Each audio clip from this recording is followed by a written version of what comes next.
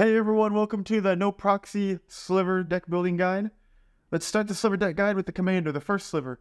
This 7/7 creature with Cascade powers your strategy by letting you cascade a chain of Sliver spells, leading to an impactful presence on the battlefield. We'll further explore synergy with other Slivers as we progress.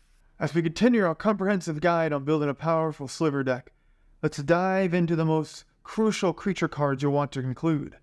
These cards work in unison with your commander, the first Sliver, to build a synergistic deck capable of overpowering your opponents. First up, we got Sliver Hive Lord. Sliver Hive Lord acting as an incredible defensive anchor for your deck. Sliver Hive Lord grants your Slivers indestructible. This powerful attribute keeps your Sliver army safe from destruction effects and aim-favorable combat situations.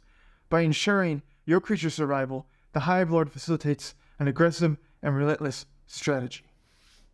Next up, we got Pulmonic Sliver. This Sliver adds an extra layer of resilience to your deck. Its ability to allow you to put Slivers that die on top of your library instead of into the graveyard, and the combination with the first Sliver's cascade effect. This means that losing Slivers to combat or removal can lead to a recasting them for free on subsequent turns. Next up, we have Root Sliver. Root Sliver is an essential addition to prevent opponents from disrupting your game plan.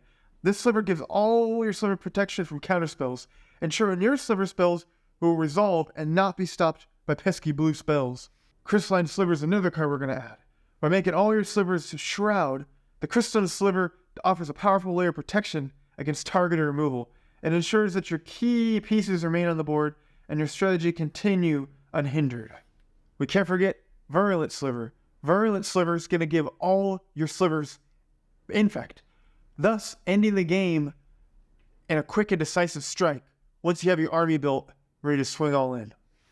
Last up for our vital Sliver creatures, we have Crip Sliver. Finally, this creature provides a valuable safety net for your Slivers. By giving your Slivers the ability to regenerate, the Crip Sliver ensures that your Slivers can come back even if they fall in battle.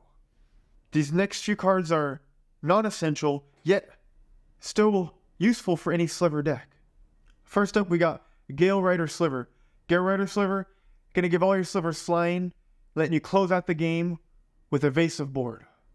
Second, we have Mana Whiff Sliver. Mana Whiff Sliver is going to give all your Slivers the ability to tap for any color mana, thus turning them all into mana dorks, letting you cascade some more. Third, we have Harmonic Sliver. Harmonic Sliver is going to let all your Slivers turn into enchantment and artifact removal, weaponizing them as they enter the battlefield. Fourth on the list, we have Sliver Overlord. Sliver Overlord, why not necessarily a card you'd want to include in every game?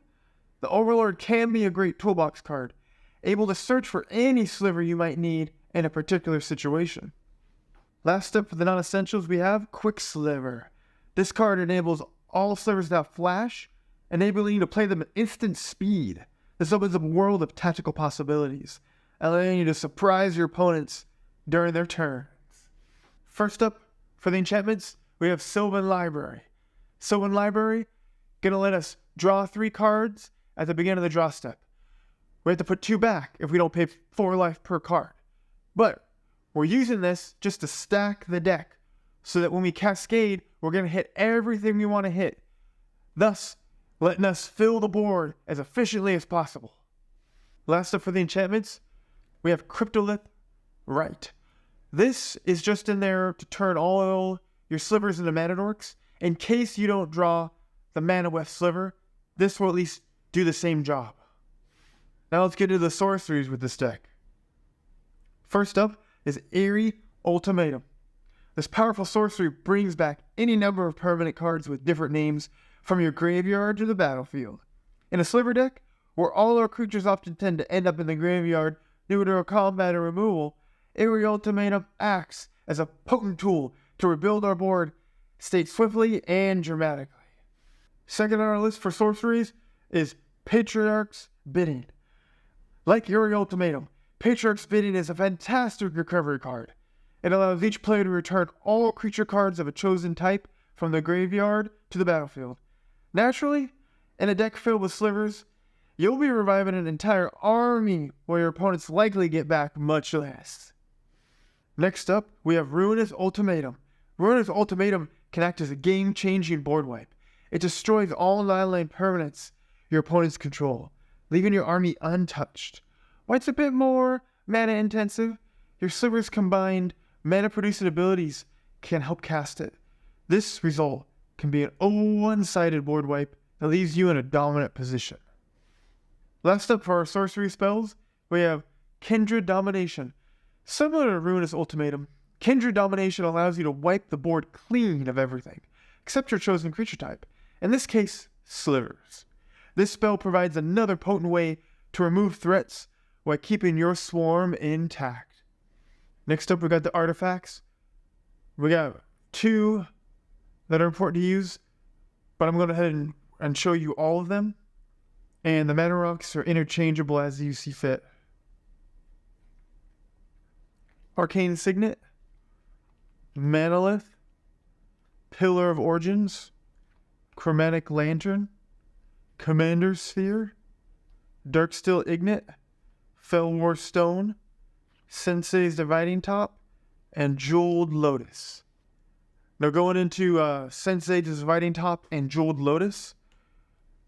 Sensei's Dividing Top is in here so that we can stack the deck in our favor to cascade into what we want to cascade into and hit the cards we need to hit to get our engine going.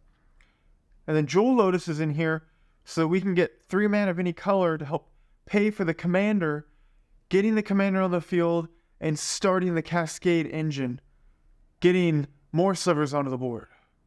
There you have it, folks. That's the Sliver deck building guide that we have for you today. Slivers. I love them. They do everything. They have every ability in the game on creature bodies. If you love abilities, if you love First Strike, Death Touch, Life Link, Indestructible, any of that, it's going to be in the Sliver deck. That's what they do. A creature heavy build. You can go wide on people. You can close out the game with the poison. You're going to be death touching creatures. You have ways to recover from board wipes, because that's going to happen. They're going to want to clear your board.